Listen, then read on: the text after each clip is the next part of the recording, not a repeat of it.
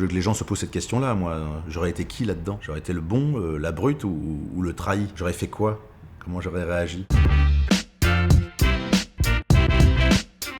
Je m'appelle Jean Dujardin et je vous présente J'accuse de Roman Polanski. Qui raconte en gros l'histoire d'Alfred Dreyfus. Mon rôle, Marie-Georges Picard, qui est un des plus jeunes lieutenants-colonels de l'armée française, qui va se rendre compte que les preuves contre Dreyfus ont été fabriquées. Je suis Pauline Monnier dans le film. Je joue la maîtresse du colonel Picard. Moi, j'ai fait le commandant Joseph Henry, qui commence à grade équivalent de Picard et puis qui devient son subordonné.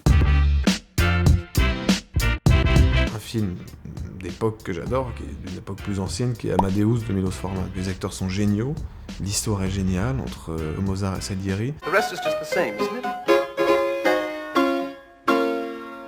It doesn't really work, does it? Et la reconstitution, pareil, elle est d'une grande qualité. Il y a des rues entières, on a vraiment l'impression d'y être, quoi. Il y a des films d'époque français géniaux, il y a La Reine Margot, mais après il y a un film, moi, que j'aime beaucoup, mais qui est un film qui parle d'une époque plus tardive, qui est Le Dernier Métro, de Truffaut, par exemple.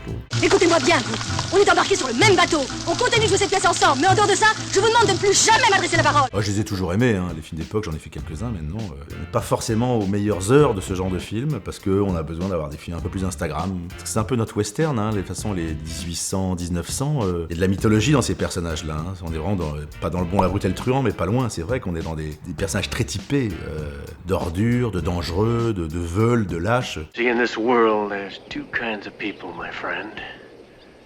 Those with loaded guns, and those who dig. Oui, bien sûr, à l'époque, il y avait Sarah Bernard, il y avait Colette, il y avait George Sand. C'est des agents de saveur en fait, c'est pas tant un rôle, J'écoutais par exemple les musiques de John Barry, de Danse avec les loups, de Out of Africa, c'est souvent des musiques comme ça, c'est large, avec du souffle.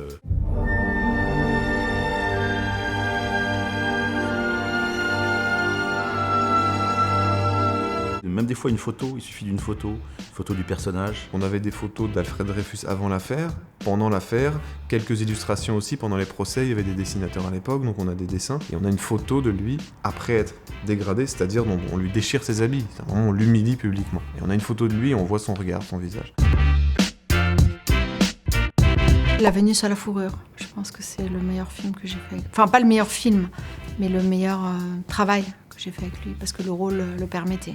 C'est pas du Titien, ça, mon coco. C'est du porno, sado, maso. On a tous traversé Chinatown, Rosemary Baby ou Lune de Fiel. Il n'y en a pas beaucoup qui peuvent se targuer de ce genre de choses. Il y a des inventeurs dans le cinéma, entre Blier, Claude Lelouch et Polanski. J'ai eu la chance de les rencontrer, ces trois, donc, et de faire des choses avec eux. J'ai vu tous ces films, à part Pirates, je crois. De Ghostwriter, en passant par Le Locataire, à Rosemary's Baby. Je connaissais même les courts-métrages qu'il avait fait avant de faire Un couteau dans l'eau. D'ailleurs, je vous conseille, puisque vous êtes un site qui fait de la publicité pour les films, il y a un court-métrage de lui qui est génial, qu'on peut trouver sur YouTube, je crois, qui s'appelle La Lampe. Il y avait là Deux hommes et une armoire. Il y en a un très beau aussi, un très très beau, qui s'appelle, je ne sais plus comment, là il y a Polanski joue dedans avec une chèvre.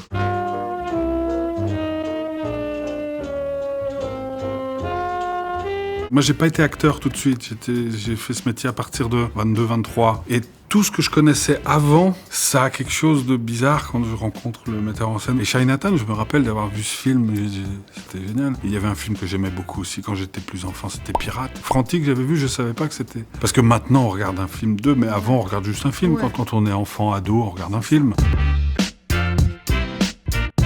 C'est pas une reconstitution ennuyeuse et factuelle.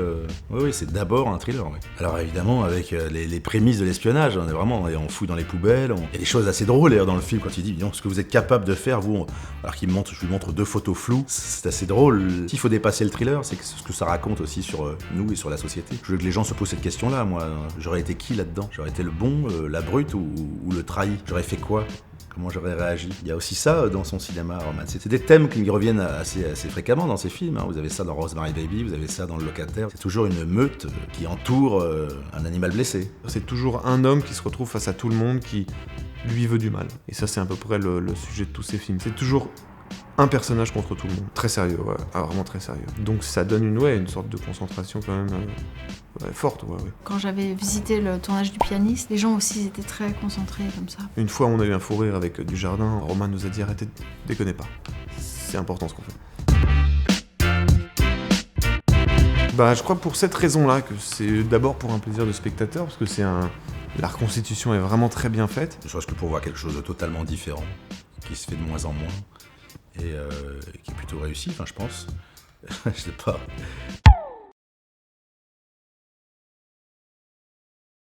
Il n'y a pas tout ce qui te rappelle la vie. C'est un peu chiant quand ça te rappelle un peu trop la vie. Quand tu viens de la vivre et que tu vas la tourner, bon...